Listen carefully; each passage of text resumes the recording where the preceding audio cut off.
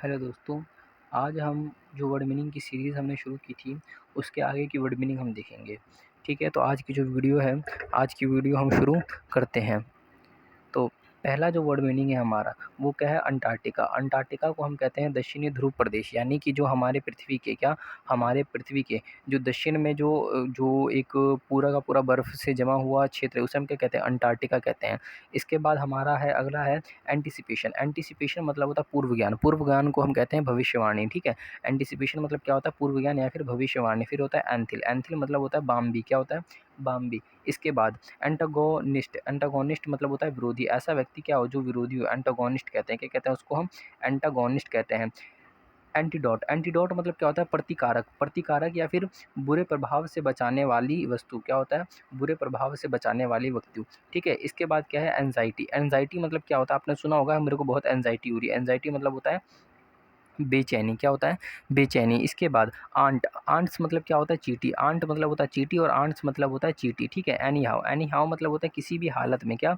किसी भी हालत में। क्या होता है? एनी हाउ मतलब होता है किसी भी हालत में। इसके बाद होता है एनेक्सियस। एनेक्सियस मतलब क्या होता है? व्याकुल या फिर चिंतित। व्याकुल या फिर चिंतित। इसके बाद होता है अपार्ट फ्रॉम। अपार्ट फ्रॉम मतलब होता है के अलावा। क्या होता है? के अलावा। सॉरी, अपार्ट फ्रॉम मतलब क्या होता है? के अलावा या फिर को अलग करके। क्या? को अलग करके। इसका मतलब हम एक तो होता है के अलावा, और इसके बाद क्या होता है? को अलग करके। ठीक है, अपार्ट फ्रॉम मतलब के अलावा और को अलग करके। इसके बाद एनीवन। एनीवन मतलब क्या होता है? एनीवन। एनीवन की अगर हम देखें, एनीवन का मतलब होता है किसी से। क्या होता है?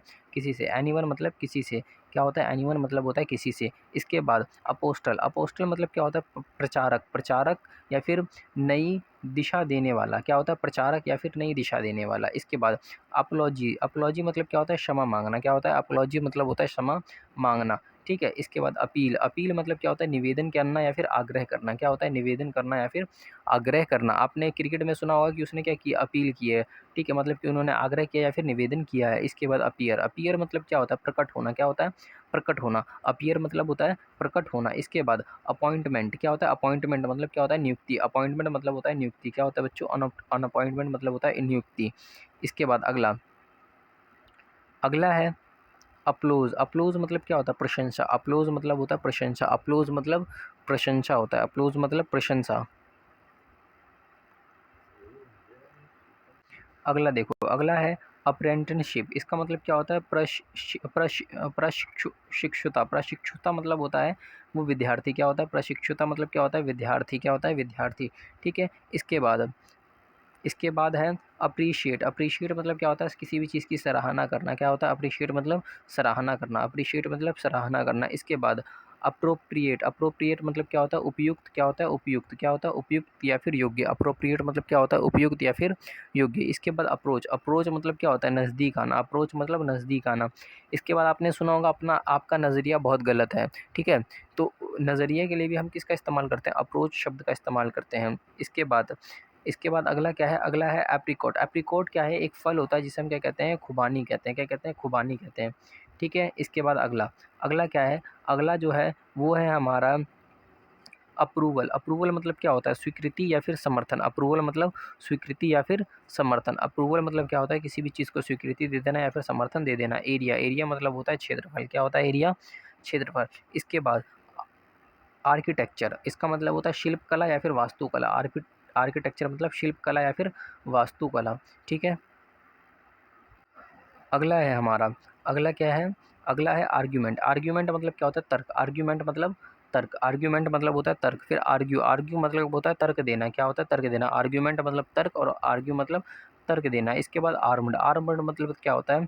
आर्म्ड मतलब होता है शस्त्रों से लैस। क्या होता है? शस्त्रों से लैस। आपने सुना होगा आर्म्ड फोर्स, यानी कि ऐसी सेना जो कि क्या हो? शत्रु से पूरी तरीके से लैस हो। इसके बाद अराइज। अराइज मतलब क्या होता है? उत्पन्न होना। अराइज मतलब उत्पन्न होना। अराइज मतलब उत्पन्न होना। इसके बाद क्या है? इसके बाद क्या है हमारा? अराउंड मतलब होता है चारों ओर। अराउंड मतलब चारों ओर। अराउंड मतलब चारों ओर। अराउंड मतलब क्या होता है? चारों ओर। इसके बाद हमारा अगला जो कुछ वो है वर्ड, वो क्या है? वो है आर्म्स। आर्म्स मतलब क्या? एक होता है आर्म। आर्म मतलब क्या होता है? भुजा या फिर बाहें। आर्म मतलब भुजा या फिर बाहें। ठीक है, और अगर आर्म्स आ गया तो वहाँ पर क्या आ गया? वो आ गया हमारा फौजी के लिए। ठीक है, इसके बाद देखो अरेंजमेंट। अरेंजमेंट मतलब होता है किसी भी चीज़ का प्रबंध करना या फिर किसी भी चीज़ को जो है फैसिलिटीज़ देना। उसे हम क्या कहते हैं? उसे हम कहते हैं अरेंजमेंट। क्या कहते हैं? अरेंजमेंट। इसके बाद अरेंज। अरेंज मतलब होता है किसी भी चीज़ को व्यवस्थित करना, किसी भी चीज़ को व्यवस्थित करना, अच्छे से लगाना, एक क्रम में लगाना, उसे हम क्या कहते हैं? अरेंज कहते हैं। इसके बाद अराइव। अराइव मतलब क्या होता है? अराइवल मतलब होता है पहुँच। क्या होता है? पहुँच। अराइवल मतलब होता है पहुँच, ठीक है? और अराइव मतलब पहुँचना। अराइवल मतलब पहुँच और अराइव मतलब पहुँचना, ठीक है? इसके बाद अरेस्ट। अरेस्ट मतलब क्या होता है? गिरफ्तार करना। अरेस्ट मतलब गिरफ्तार करना। अरेस्ट मतलब गिरफ्तार करना। इसके बाद क्या? एरो। एरो मतलब क्या होता है? तीर। एरो मतलब तीर, ठीक है? एरो मतलब क्या होता है? तीर होता है। इसके बाद एरोएंस। एरोएंस मतलब क्या होता है? एरोएंस मतलब होता है घमंड। क्या होता है? घमंड। एरोएंस मतलब घमंड। एरोएंस मतलब घमंड। इसके बाद अगला क्या है? आर्टरी। आर्टरी मतलब क्या होता है? नस होता है। आर्टरी मतलब होता है नस। इसके बाद आर्ट। आर्ट मतलब क्या होता है? कला। इसके बाद आर्टिस्ट। आर्टिस्टिक मतलब क्या होता है? कलात्मक। आर्टिस्टिक मतलब कलात्मक। इसके बाद आर्टिकल। आर्टिकल मतलब होता है भाग या फिर सामग्री। आर्टिकल मतलब क्या होता है? भाग या फिर सामग्री। आर्टिकल मतलब होता है भाग या फिर सामग्री। जैसे कि आप अगर संविधान के बारे में पढ़ते हो, उसमें आर्टिकल के बारे में मतलब कि वो भाग है, संविधान का वो भाग। और दूसरी चीज़ हम कहते हैं कि भाई ये आर्टिकल बहुत अच्छा है, ठीक है? तो ये आर्टिकल बहुत अच्छा है यानी कि ये सामग्री बहुत अच्छी है। अशेम्ड। अशेम्ड मतलब क्या होता है? शर्मिंदा या फिर लज्जित।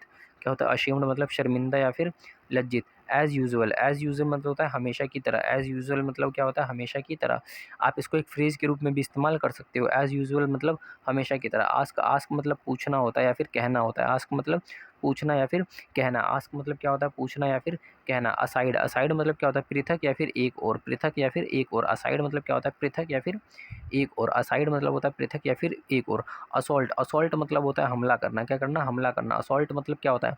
किसी पर हमला करना। इसके बाद एस्पेक्ट। एस्पेक्ट मतलब होता है पहलू। असॉल्ट मतलब हमला करना, एस्पेक्ट मतलब होता है पहलू। हम कहते हैं ना इसके कितने एस्पेक्ट हैं, ठीक ना? तो जो उसके हम एस्पेक्ट की बात करते हैं यानी कि उसके कितने पहलू हैं। इसके बाद असिस्ट। असिस्ट मतलब क्या होता है? सहयोग देना। क्या होता है? असिस्ट मतलब सहयोग देना। असिस्ट मतलब सहयोग देना, ठीक है?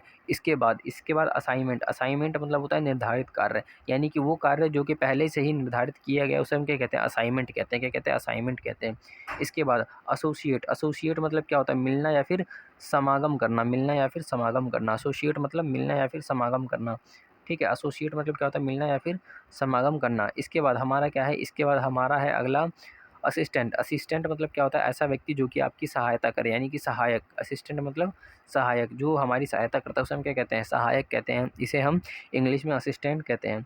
तो आज की जो वीडियो है हम यहीं पे समाप्त करते हैं और अब हम कल मिलेंगे नई वीडियो के साथ, ठीक है? देखने के लिए थैंक यू। अगर आपने इस वीडियो को लाइक नहीं किया तो लाइक कर दो, इस चैनल को सब्सक्राइब कर दो।